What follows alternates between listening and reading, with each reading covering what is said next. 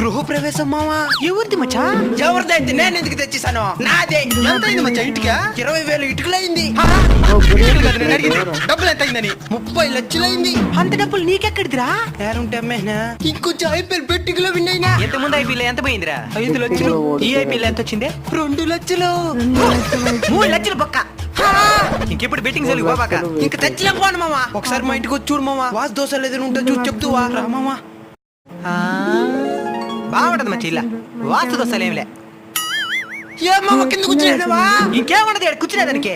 Furniture ఇంక మీటే కొనుక్కోవాలి మామా. నీకేదైనా తెలిసిన షాప్ ఉంటే చెప్పు మామా. మన హైదరాబాద్ లోని ఫర్నిచర్ ల్యాండ్ మనకు హోల్సేల్ స్టోర్ వాళ్ళు 70% క్లియరెన్స్ తో ఫర్నిచర్ ఇస్తున్నారు.